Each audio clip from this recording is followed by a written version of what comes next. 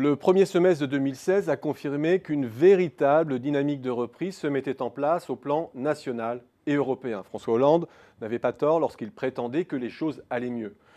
Je ne reviens pas sur le fait que plus que le rythme de croissance, c'était l'engrenage économique qui se mettait alors en place, qui confortait le regain de confiance sur le fait que la France, comme l'ensemble des économies européennes, était en train de s'extraire du marasme déflationniste des années 2014-2015. Avec une resynchronisation de la croissance en Europe entre le Nord et le Sud, avec un socle robuste de consommation, avec une réanimation de l'investissement productif et immobilier, avec le relais de l'emploi, avec un début de frémissement des salaires dans les pays les plus avancés dans le processus de reprise. Bref, un scénario de reprise auto-entretenu et synchrone basé sur les demandes domestiques. Face à cela, les mouvements sociaux, le traumatisme des attentats et la météo de juin ont joué en France comme autant d'éléments perturbateurs. Et leur effet était déjà bien palpable dans le coup d'arrêt de la croissance observé au deuxième trimestre. Mais cette accumulation de désastres ne remettait pas en cause le fait que la France demeurait embarquée dans un solide mouvement de reprise européenne.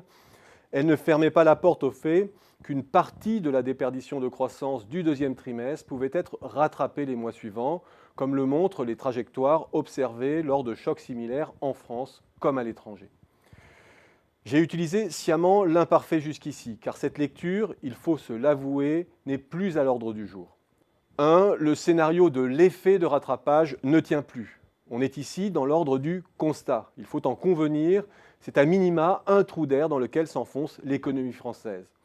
Et l'on voit difficilement à ce stade comment elle pourrait échapper à une croissance négative au troisième trimestre, avec un essoufflement du cycle manufacturier que les enquêtes d'août confirment après le faux espoir de juillet, avec un niveau de production qui stagne depuis mars et est en recul de 1,5% sur un an, son plus faible niveau depuis novembre 2014.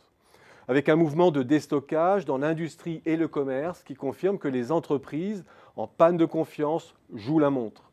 Avec surtout un chiffre de consommation de biens en juillet en recul de 1% par rapport au niveau moyen du trimestre précédent. Autrement dit, il faudrait 2 mois consécutifs à 1% de croissance pour accrocher 0% de croissance en moyenne sur le trimestre. Très difficile dès lors d'envisager une consommation en positif au troisième trimestre. Très difficile du coup d'échapper à un recul du PIB en T3 après la panne du deuxième trimestre.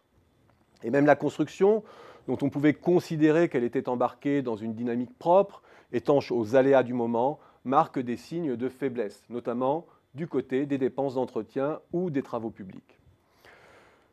2. On cherche de surcroît en vain l'événement qui pourrait contrecarrer ce trou d'air et déclencher un sursaut de l'économie.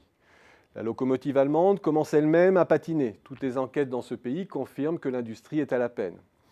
La cagnotte pétrolière, de son côté, est en voie d'épuisement, ce qui complique le rebond de la consommation. Quant au taux d'intérêt, à leur plancher, il est difficile d'imaginer qu'ils produisent autre chose que ce qu'ils ont produit jusqu'ici, différer un accident financier majeur sans pour autant avoir prise sur l'économie réelle.